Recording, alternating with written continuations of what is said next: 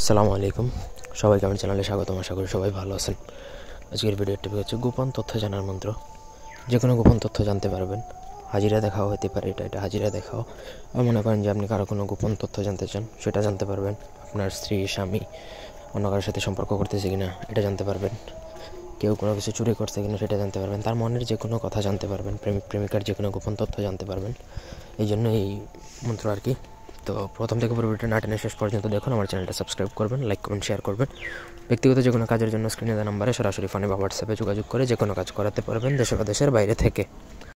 তো মূলত আপনি যদি কাউকে সন্দেহ করেন, তারপর আপনি আপনার শত্রু চিনতে পারতেছেন না, এরকম হওয়া, অথবা কে আপনার ক্ষতি করতেছে ইত্যাদি যে কোনো ধরনের গোপন কিছু জানতে হলে যে মন্ত্র দেখতে পাচ্ছেন, ইসমে আজম, তারপর হচ্ছে দোহায় মোহাম্মদ পীর, এনে দে দোহায় পয়গম্বর, অমুকের জায়গায় যার মনের খবর জানতে চান গোপন তথ্য তার নাম, মনশির যে থাকে আবার অমুকের জায়গায় তার নাম, অমুকের মনে জানাও, মর কানে দোহায় মা ফাতেমা কি। এই হচ্ছে মন্ত্র। আমার পারমিশন নিয়ে অনুমতি সাপেক্ষে মুখস্থ করলে তবে সিদ্ধ হবে।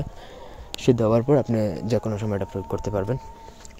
নিয়ম হচ্ছে, আপনি যে ব্যক্তির থেকে যে গোপন কথাটা আপনি জানতে চান তার সঠিক নাম এবং পিতার নাম এবং আনুমানিক বয়সটা স্মরণ করবেন।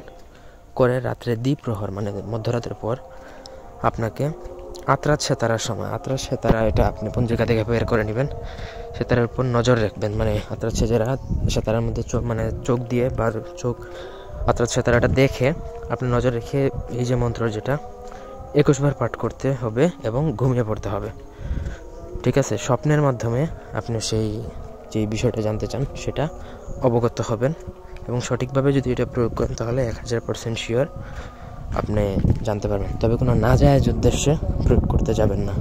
যেমন এই জিনিসটা বৈধ না, অবৈধ উদ্দেশ্যে আপনি প্রয়োগ করতেছেন, অবৈধ উদ্দেশ্যে কারো গোপন তথ্য জানতে চাচ্ছেন, সেক্ষেত্রে এটা না জানাই ভালো। তবে হ্যাঁ, যদি আপনি এমন কিছু জানতে চান যে আপনার স্বামী পরকীয়া করে কিনা বা স্ত্রী পরকীয়া করে কিনা সেটা আপনি জানতে পারেন, বা কে আপনাকে জাদুটনা করছে কিনা এটা জানতে পারবেন, সমস্যা নেই। আরেকটা জিনিস হচ্ছে, আপনাকে প্রথমত এটার জন্য মন্ত্র সিদ্ধ করতে হবে। দ্বিতীয়ত হচ্ছে আপনাকে পঞ্জিকা আনতে হবে, যে সেতারা যেটা সেটার দিকে নজর রেখে আপনাকে যেহেতু মন্ত্র পড়তে হবে সেজন্য আপনাকে পঞ্জিকা বের করতে হবে। এবং কিছু কিছু তাবিজের কিতাব সেগুলোতেই অর্থাৎ সেতারার কিটা থাকে। তো আরও বিস্তারিত জানতে চাইলে অবশ্যই আমার সাথে যোগাযোগ করতে পারেন, ব্যক্তিগত কাজেও যোগাযোগ করতে পারেন। কারো জাদুটনার বই বা জিনিসপত্র প্রয়োজন হলে আমার সাথে যোগাযোগ করে আপনারা চাইলে নিতে পারবেন।